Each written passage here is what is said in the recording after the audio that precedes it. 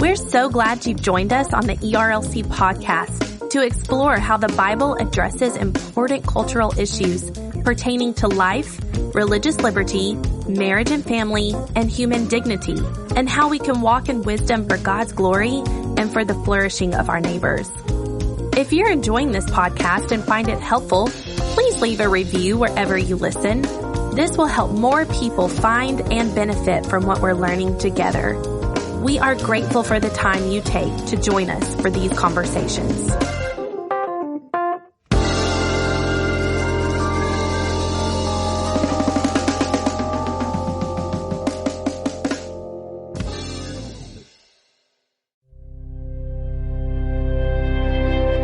And so what I found with young people that I love is reasons on our side. So when I come to them and talk to them about that, you go to church because you meet people who aren't like you. You go to church because older people have something to teach you. Younger people need you. When you say that argument, they're like, then I want that. I found it very easy to convince young people about the value of church. But the culture is pressing individualism. And from that grid, they sometimes look at a church and go, I don't know what this offers me.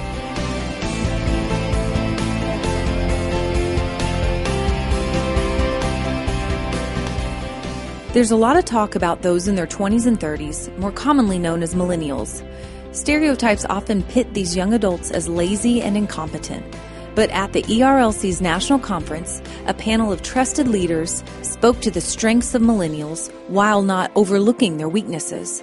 We hope you find this conversation helpful.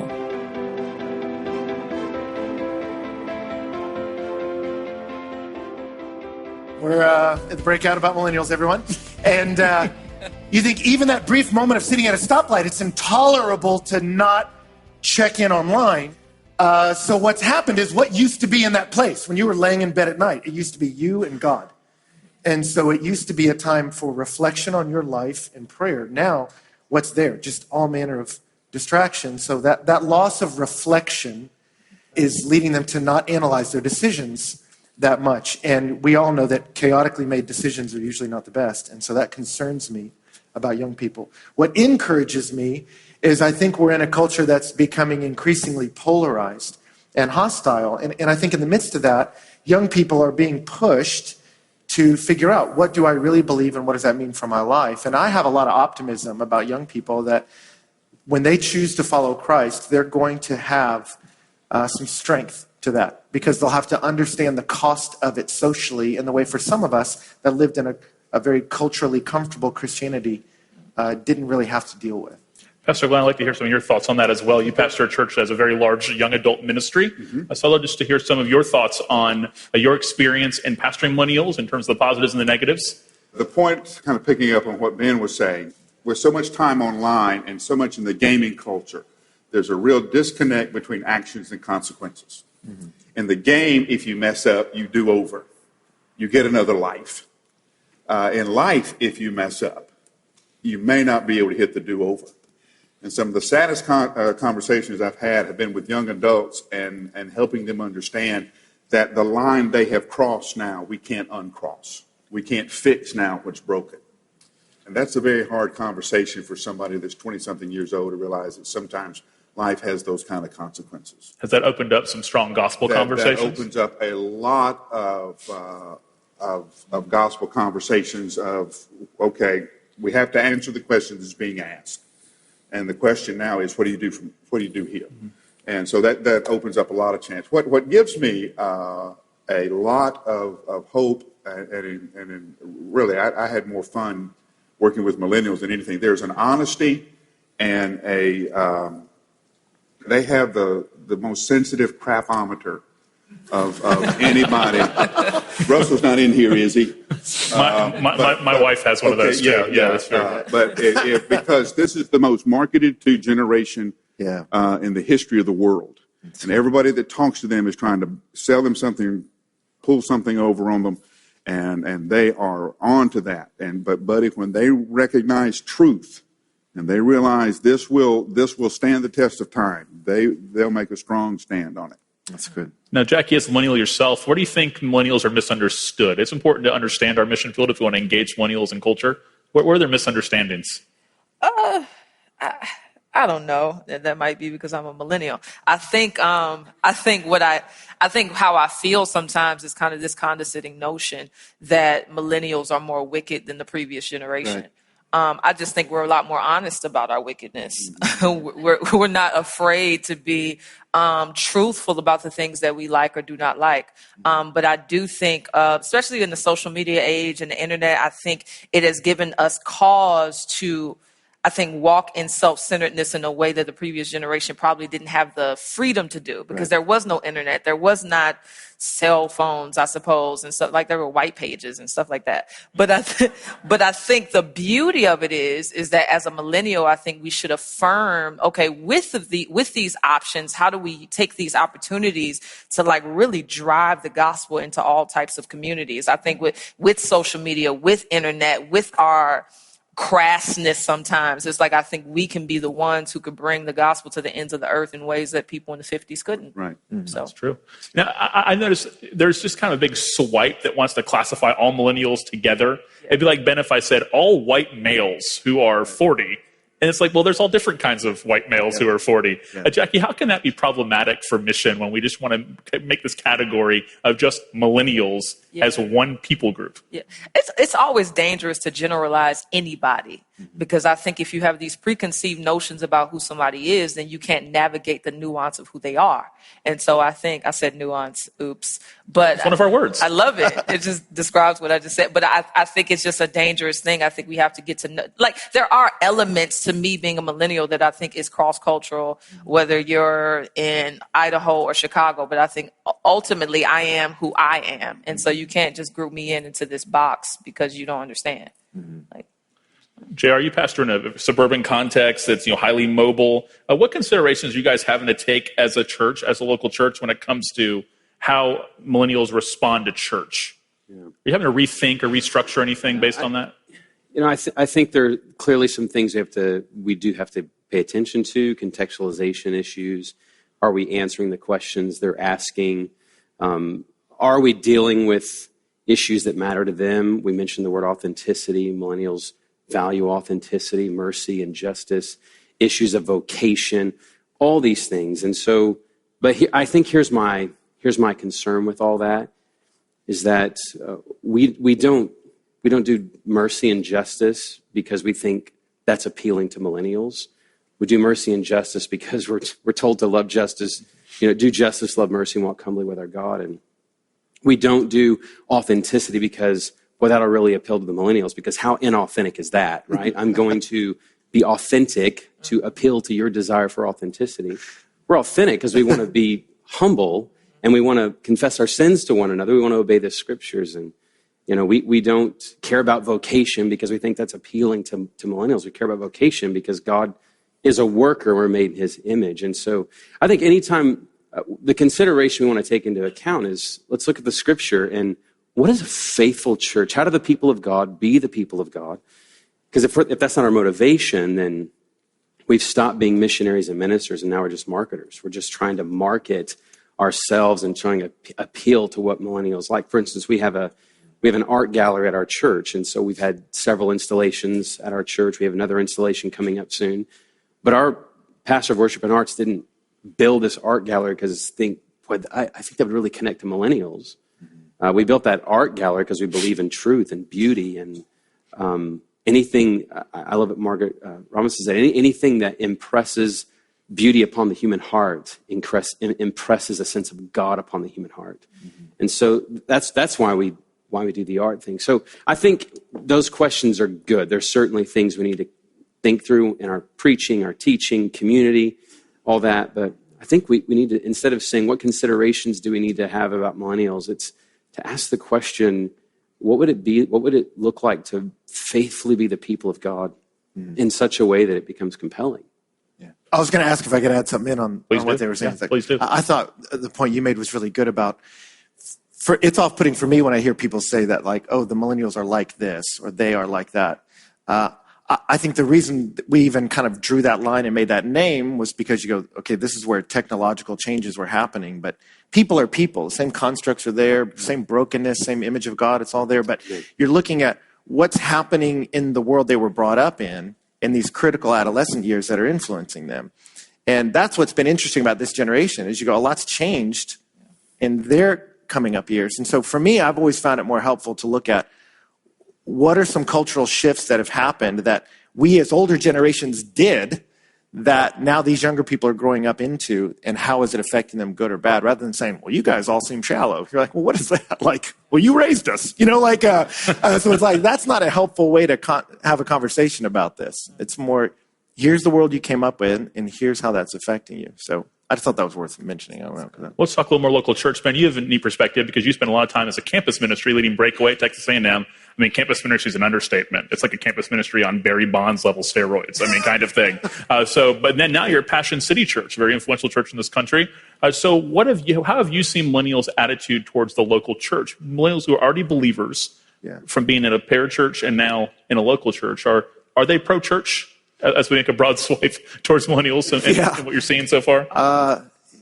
If you look at the numbers, they can be disturbing because, you look and go, 1 out of 4 millennials say they're unaffiliated.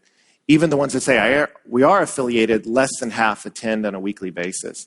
And so you see that number and you go, okay, less of them are connected. You don't see necessarily this big drop off of we don't believe in God anymore. It's just, I don't want to feel obligated to a group like your church. And when you look at kind of the numbers of what people are saying, and then in my experience with students too, is they're just not sure what this offers me. Mm-hmm. And some of that's a mixed up way of thinking about it, because it's Jean Twenge wrote a book about it where she was talking about in parts of the country where you see a rise in individualism, you see less church attendance, because individualism is what's good for me. And that's the question I get most often for students. They'll come to me and say, well, I've got podcasts and I've got my friends, and so I've got truth and I've got love, I got church, why do I need you? And that's how they're asking it, but it's coming from a very individualistic deal. And so what I usually say back to them in that moment is say, well, man, just put a sign on your dorm room that has the name of your church and just say, nobody who's not your race or your education level or your socioeconomic background's allowed. I said, would you be offended by a church that said, hey, no one from this race, no one who doesn't make this amount of money, no one with this amount of education is allowed at this church? You'd probably pick at that church. I said, but you've done that. You've created your church with your friends, and you haven't kicked the homeless guy out. He just can't find you. Mm-hmm. So when you put it that way to them of having a consumer mentality when you come to church and saying, I don't see what this offers me, that's not loving. And so what I found with young people that I love is reasons on our side. So when I come to them and talk to them about that, you go to church because you meet people who aren't like you. You go to church because older people have something to teach you. Younger people need you. When you say that argument, they're like, then I want that. I found it very easy to convince young people about the value of church. But the culture is pressing individualism. And from that grid, they sometimes look at a church and go, I don't know what this offers me. And maybe the last thing I'll say on that to stop is I would encourage pastors in here. What I feel a lot of times when I walk into churches is if all the illustrations are about marriage and kids, you're saying to millennials, who many of them aren't getting married till 28, 29 now, that this isn't for you. If you went to a ministry and that never mentioned marriage or kids, you'd go, well, I guess I'm at a singles ministry. This isn't my thing. But if you go to a church and they never talk about the challenges of high school or of middle school or of being single and in your 20s, if that never is an illustration or an application, you're saying to millennials, this isn't your thing. And so I would challenge you, have a space for that. That's helpful. Now, Pastor Glenn, you have a young adult ministry. If those who aren't familiar, Kairos, which is one of the most influential young adult ministries in the city, if not the most. Well, some of the pushback you'll hear in just church conversation is that having these isolated ministries that are focused on a demographic can be problematic when it comes to connecting folks to the rest of the local church. Mm-hmm. So you might have some folks here that are saying, we want to start a college ministry or we want to start a young adult ministry, but how do we make sure they're connected to the church as a whole and they're not just their own entity off to the side? What has your experience been like? Well, first of all, I didn't start it. I've been at Brentwood Church 25 years, and the young adults that started it, I literally knew when they were born, a lot of them. And they came to me and said, we want to do a lot of what they had seen in their college experience in Texas, and we want to do the same thing in Nashville. I said, great, I'll help you get it started. I don't have time to do it. And 11 years later, I was still the main teacher of it. Famous last words. But the thing that we found out was they love having opportunities to talk to their grandparents. Now, not their biological grandparents, because they don't live in the same city, but they love hanging out with our senior adults. And so we connected a thing called Senior Link. They love talking to professionals who had been in their career for several years. And so we started professional groups where you would have a CEO or a leading attorney or something talking about how he or she did their career. And we had those kind of breakout groups to connect these people. And we would tell them, you have all the resources of this congregation that are available to you that are here to help you find out who you are and become who Christ has called you to be. That's good. So making those kind of connections. And then what we found out was that the strongest protectors of Kairos were our senior adults. That's awesome. So they would stand up at the church business meetings and wouldn't let anybody mess with Kairos because they knew the kids. That's what they would say. I know these people. And that's what local church families should look like, right? That's fantastic. And we end up, because a lot of them would show up mad at dad, have dysfunctional families, and the role of the church, as it was in the first century, is to recreate that family structure. That's good. Is to give them fathers and mothers and grandparents all in the faith. So when a young lady starts dating, there is somebody vetting that young man. Mm-hmm. You know, I was a chaplain for the police department. I would tell the guys, listen, I'll get your fingerprint. I'll run the background check. It doesn't hurt my feelings at all to do that, but I just, you know. I love that. So, well, let's switch gears from local church into some more social issues. That's very hot button issue with millennials and the church and our mission especially. Jackie, just in my experience, the pastor of many millennials, not of many millennial, you know what I mean, the LGBT just issue in general. I know it's more than an issue, but it's the reality of what the LGBT community has become in America has become a really complicated issue for millennial pastors. And I've noticed that a lot of it is not because we're wavering on what the scriptures say, not that we're wavering on biblical marriage, but just as human beings, it can be really hard because our generation, a lot more than my parents' generation, we actually know we have friends and family members who are gay and coworkers who are gay. So it just makes it really difficult, not in terms of what we believe, but to talk about it. Can you help us just to think about how to navigate through conversations with millennials about LGBT issues? Yeah, I think it's becoming very difficult to be a Christian nowadays, which is beautiful. I think it's good for us, but I think even conversations I've had with a young lady I know who went to, I think she's in Yale, and she was saying how it's so much pressure from even the professors to ascribe to feminism and gender neutral ideals, and how on the first day of class, everybody stood up, said their name and what pronoun they want to be referred to.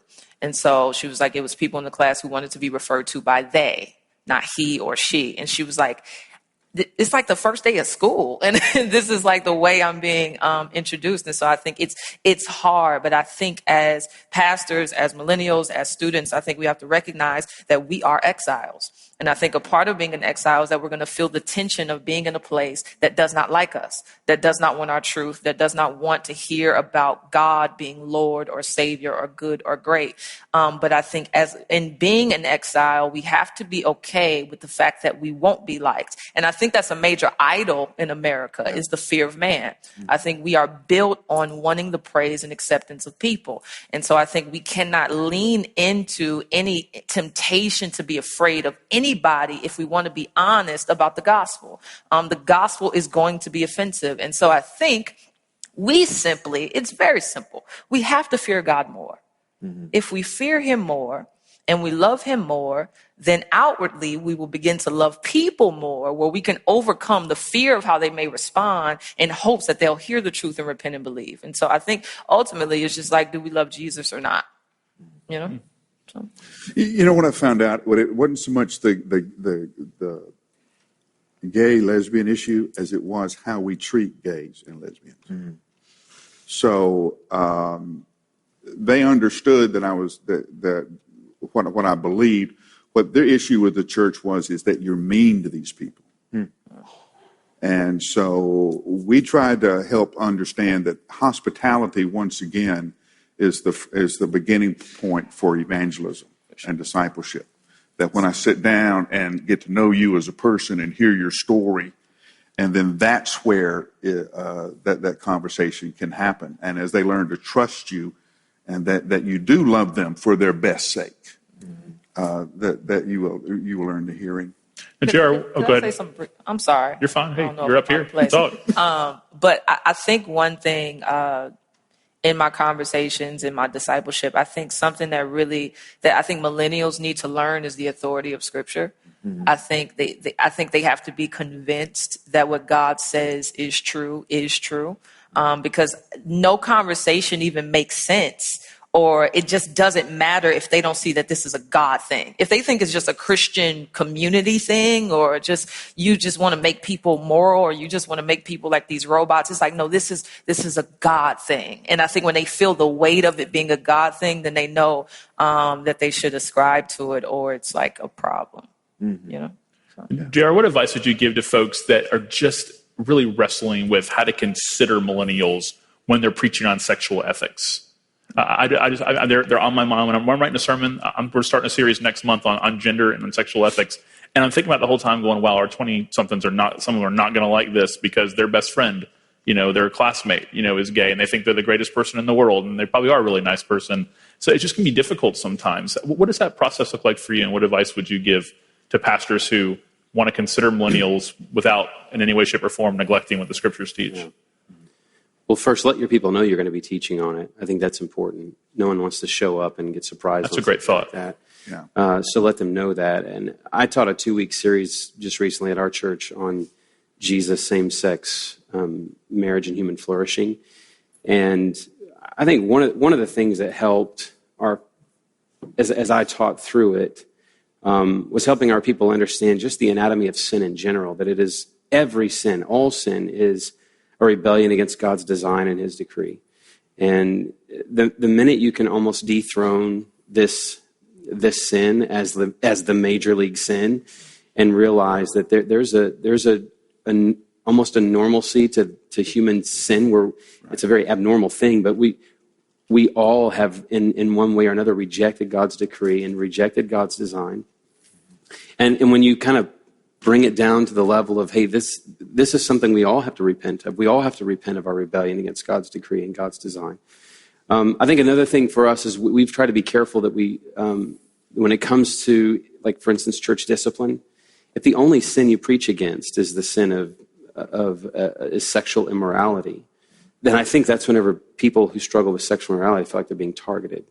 But when you preach equally on sins of pride and greed and other sins, and people begin to realize, I don't have a target on me here. The issue is not stamping out a particular sin. The issue is people being conformed to the image of Jesus and really stepping into the full humanity of who he is. And I'll just say one other thing on this, and I don't have the silver bullet on any of this stuff, but I think a robust Trinitarianism is really key when we're dealing with these issues of sexuality. When you look at just when Adam and Eve are put in the garden in God's image, the beauty of the Trinity is God the Father in a face-to-face relationship with God the Son, and the love between the Father and the Son being so real as to be made concrete in the third person of the Trinity, this beautiful picture of the Trinity. And God puts Adam and Eve in the garden and says, they're here to bear my image, right? So that Adam and Eve can be in a face-to-face relationship, distinct from one another, yet one with each other. And the love between them being so real as to be concretized in another human being. So the family begins to round out the image of the Trinity. The family becomes an icon of the Trinity. That's not possible in a same-sex relationship. And so the very purpose for our being to reflect this triune God. Now, obviously, it gets complicated with infertility, and that doesn't mean people who are single can't bear the image of God, but it means that as God's designed this thing. So we get back to the design of God, and the decree of God, and begin to paint. That is more of a picture of, we're called to express this and reflect and image forth this beautiful God of love and self-donating love. And the more you can begin to paint it more of a reflecting this beauty instead of stopping that sin, I think you frame it in the way the scriptures frame it. Ben, how do you speak to college students about sexual ethics Is it a regular thing that you do? Is it when you were at A&M? I'm asking like 4 questions at once, but Yeah, right. was it a yearly thing? And if it was so, what did it look like? Well, I tried to let it come up as an application point in a lot of places. So it wasn't just like, well, once a year we just roll out the sex talk. It is funny, because we would meet on campus and rotate around. The 2 talks I did that were entitled, like sex was the title of them. One was on Kyle Field, the football field, and one was on the front lawn of the university, which I didn't mean to make the most public venues where we talked about that. But we did call them Sex on Kyle Field and Sex on the Front Lawn. We just thought, why not? Let's just embrace what we've done. But there's a million things you could say about it. What I would say that could maybe be helpful in this moment is one of the things that's helped me is I think sometimes when we talk about sexuality, and you brought it up, JR, is we want to y'all got to stop doing that or get us away from what these people are doing. And it can almost become an us versus them conversation. And so I've heard sermons where, whether it be about homosexuality or pornography or a lot of things, the tone that's being presented, if you struggle with anything sexually in the crowd, the message to you is, I am not welcome to talk about what I'm dealing with here. And I just keep going back personally to, in Luke, Jesus, the word compassion, that deep movement inside for him, a verb always came out of that. And he saw the crowd. They were like sheep without a shepherd. And he had compassion on them. So he taught them many things. And so I think for us as ministers and leaders, we go, is my teaching to stop or shut people down? Or does compassion drive that teaching? Does my love for that kid who's broken sexually come out in every word I say? Because if they can hear you weep over their brokenness, they'll believe you really care. Mm-hmm. And then they'll want to hear what you have to say. And I think when you're talking to millennials, how do you talk to your friends about sexual issues where you disagree? I think that's the same thing of going, I think of the statue of Jan Hus in Prague. His quote under him says, love and desire the truth for everybody. And I think for millennials, sometimes we present them that you got to stand up for truth, meaning like against those people, when rather it's love for them that desires the truth for everybody. And I think if you can present that to a millennial audience, it's my love for you that makes me want you to know the truth of how beautiful sex can be when it's fit in God's design. I think that can motivate them to have those hard conversations where they tell somebody, I disagree with the way you're expressing sexuality. I think Ben brings up an important point. I mean, I grew up in a small little Southern Baptist church where I was held over hell like a marshmallow every Sunday. And, finally somebody would go down and have a decision just so the rest of us could go home. So I grew up knowing what not to do. Here are all the things that and so we'd get together and thank God we hadn't done anything all week. But to put forth a positive image, Jesus is God's yes to us. And he calls out the yes that he has in us. And what we're saying is, in our teaching on sexuality is, don't ever do that. We're saying that there is a beautiful place and a beautiful time, and God has given us this language for a husband to tell his wife, I love you as I love no other. And for a wife to tell her husband, I love you as I love no other, in a way that words can't. And there's going to come a time when you as a young person will want to be able to say to that person, I'm giving you my best self. That moment is coming. You have a future. And I want you to be able to give your best yes in that moment. JR, millennials are definitely approaching family differently. You talked about getting married later in life, married 28, 29, into their 30s is a common thing in 2016. How has that affected your church programming and your approach to ministry, seeing just much more of, I guess, extended singleness and delayed marriage happening in the culture where you live? Well, one, we don't. What we try to do is integrate the generations in our church. We're a multi-generational church, so we don't necessarily program things based on people's life stage or anything like that. So we do have a children's ministry and a student ministry, but we have life groups where there are young families and single people and divorcees and empty nesters and on and on. And they're really trying to order their everyday lives together around Jesus and his mission. And so we don't feel like we're letting that dictate how we program things. One of the things that we really believe is essential and important is that these people who are delaying marriage, they need to see a couple in our church like Don and Mary Beth Austin, been married 67 years. Right. Mm-hmm. I told him the other day, Don, I've been married 21 years. He said, that's a great start. Married 67 years, and for almost the entirety of that marriage, she's been ill, and he's taken care of her. And I don't want to program something for our young men to learn how to be good husbands. I want to put them in a life group with Don and Mary Beth Austin. I want to see them, be able to model for them to say, here's what it means to really love someone. In a post-covenantal age, man, it's so important that we see this. Someone who's saying, I'm actually going to lay my life down for you. And I'm going to close off all other options. And that's one of the problems with I think one of the motivations of delayed relationships, delayed marriage, is there's such a fear of closing off our options. So I've got to find the perfect this or the perfect that. And because we close off these options, it's almost like, I think Mark Sayer said it, we go to the mall and window shop and walk away empty-handed. We never really commit to something. And so being able to have people in your church like that these millennials can look at and say, he did not kill his joy when he married that woman, even in her sickness. And over 67 years, being married to her has actually formed him as a person and as a human being. I'm actually robbing myself of my own human formation and flourishing by living as a consumer who doesn't want to close off all my options. Mm-hmm. Yeah. So that's better than us trying to. And I'm not saying programming things is wrong, but there are a lot of sermons preached in your church. Mm-hmm. Yeah. Yeah. We don't preach most of them. Right. That's a good word. Now, Andy Stanley last night had a great conversation with Russell Moore where I think people were stretched different directions in terms of how they think about church and ministry. And one of the things that Andy mentioned was that he does not preach about abortion from the pulpit. He lets the small groups handle that, which that's interesting to me because now you're trusting a small group leader to handle such a delicate, tough question, which I thought was an interesting approach. But what I've noticed with millennials is that they're passionate about things like sex trafficking. I mean, red X's on your hand, and they'll talk about that from the pulpit all day long.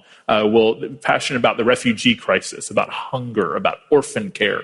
But when it comes to abortion, they might have strong opinions, but maybe I'm wrong here, just in my experience, but oftentimes they're silent when it comes to the issue.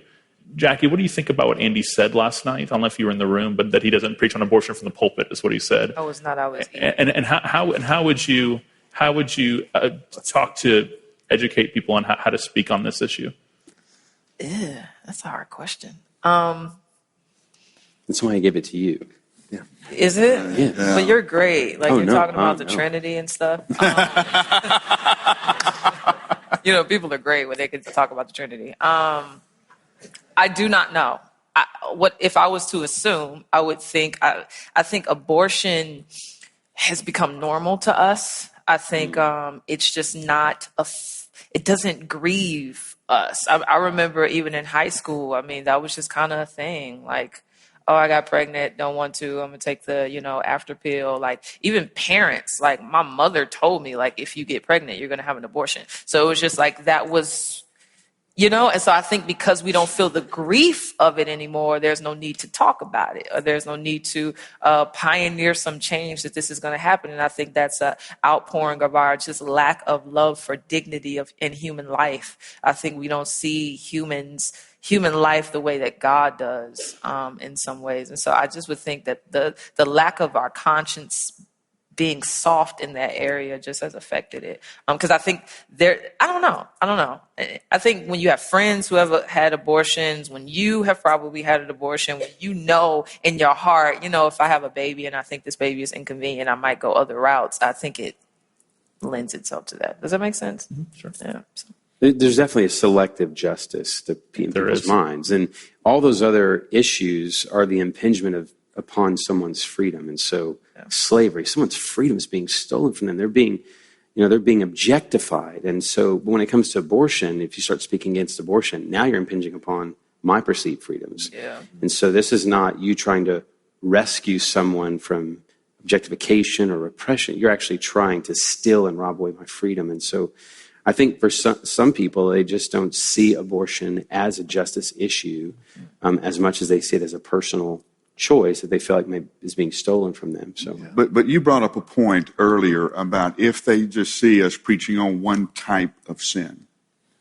I think Andy is right in that you don't want to become a one-issue pulpit. That if you talk about abortion, then there are natural cultural reactions. You can address abortion in the context of being pro-life. And our church is pro-life from conception to death. We're against the death penalty. Oh, yeah. But oh, boy. That's a pro-life issue. Now, millennial, that's consistent. Sure. But if you're one Sunday you're against abortion, next Sunday you're preaching the death penalty. Yeah, it's confusing. That confuses them. We are pro-life. We are for you. We believe God created you to enjoy life, to enjoy his relationship with you, for you to enjoy your friends, and we are for that. And the reason God is against sin is that it hurts you. It wounds you and keeps you from fulfilling that dream. Yeah, I believe that abortion is the most important social and justice issue of our day because I believe that everything else fuels from that. And the reason I believe in racial reconciliation and want to fight for that, the reason I care about sex trafficking, the reason I care about what is a just war and not a just war and the uses of force are all stem from the fact that I believe that life begins at conception, that God knits babies together in their mother's womb so that every life is precious. So for me, we're not going to isolate it by itself, but we're going to make sure we're clear on it. But as we're being clear on it, we're also just as clear on the answers that are found in Christ for those who are thinking about an abortion, have already had one, have had 3, have been the would-be father who went through an abortion with his girlfriend or whoever it might be. It will drive people away a little bit when you have that conversation. But just me personally, I think it's worth it. Because I really do believe it's the greatest social justice issue of our time. That's just me. But that's very helpful because when Andy said that last night, I mean, some people gasp, but I would wonder outside of a sanctity of life stump sermon, how many people that wanted to be critical of Andy actually do preach on abortion regularly, or even if we should preach on it regularly, rather than, like you said, with sexual ethics, it coming up in the text as we preach expositionally through passages and things such as that. Now, you recently had an anniversary at your church. Is that correct? 25th year. 25th year. So I thought they were going to let me out on good behavior, but I'm glad you're. I got to finish when I started. Well, I'm thankful for 25 years in one local church. I think that's fantastic. Cool. I would like to just a couple more questions. JR, something I see in millennials often too is church hopping. I know every generation is guilty of that, but you see just a lack of commitment to a local church. 25 years in a local church probably would make a millennial get anxiety, to think about having to be there for that long. I don't mean as a pastor, as a member of the church. How do we minister to a generation that oftentimes doesn't show much loyalty towards a particular local church? Yeah, I wish someone would figure that out, write a book, and then maybe I could address it better with our people. But I do think that some of it's just a weak ecclesiology. I mean, for millennials that grew up in the church, many of them did not grow up hearing a really healthy ecclesiology. So, in fact, the church marketed itself to the community. It was really all about catering to people's consumeristic tendencies. So, I grew up with the church as a place predominantly. So, the ministers were basically the vendors providing the goods and services, and the people were the customers, and they would come. And some churches had better goods and services than others. And so, in fact, the way it is a lot of times is I like the preaching at that place. I like the small groups at that place. I like the kids' activities over there. And so it really is, where are the goods and services best? And I think establishing meaningful membership in your church where you're communicating regularly that we are a people on mission together. I think the other thing is, as long as the pastors and the staff hold the ministry instead of releasing it into the people's hands, then people don't really feel like they're really needed here. They're just showing up to receive something and, well, I got it a couple weeks ago and I'm good, versus whatever God's going to do, he's going to do through all of his people. You have an important role to play here. He's gifted you by his Spirit. You're actually in the game. You're not here to watch us move the ball down the field. We're here to equip you to move the ball down the field. Right. And the more we can release people into their own priesthood, so to speak, I think the more we're going to see people develop consistency and longevity at a place. Yeah, engagement. Engagement is the key. Sounds like your chapters, man. You're already on your way. There you go. We can all call. All right. So as we get ready to wrap up, 25 years. You've been pastor of your church longer than a lot of millennials have been alive. I just want to throw that out there really fast. No comment attached to that. So there might be people here right now that say, you know what, man, we would love to see millennials reach for Christ. We get excited when we hear stories about what's happening at Passion City, and we love those kind of stories. But I'm too old. I don't know if I can relate. Exactly, but people think that way. I just can't connect. I just can't, they're not going to be able to relate to me. I believe that's false. And you're talking about grandparents or spiritual grandparents. How would you have a coffee cup? Do you like coffee? If you like a cup of coffee, you can reach a millennial. That's very true. That's a great word. If that's serious. Sit down at a table, have a cup of coffee, ask them some things like, what's your name? What brought you to town? In Nashville, you're a player, writer, or singer, and that's usually where it goes. But what brought you here? Where do you work? You like that? Who you dating? Those kind of, what football team you cheer? Just those kind of things. And next time you see them, stop, call them by their name again. Ask them how they're doing. Text them. I know some of you say, I'm not going to do that. If you want to talk to your grandchildren, you're going to be on Facebook. You're going to be on social media. That's where they are. Good or bad, that's where they are. If you want to talk to them, that's where they are. And could I speak to that? Yes, well, absolutely. I think for me, there are older people I want to connect with because they don't relate. Because I know you're wiser. Because I know you've experienced things that I've yet to experience. And so if anything, the distance is good. Like you are in a different season that I want to be one day. Yeah. Like you've been a mother way longer than me. And so I think I would not be discouraged by it. I would just welcome welcome people into your house. Yeah, we don't need anyone to be cool or savvy. Yeah, no. That's the worst thing you can do. We don't like fake. Yeah, show up in skinny jeans, you're pretty much done. Yeah, see ya. Yep. Next. Let's thank our panelists for our conversation on millennials.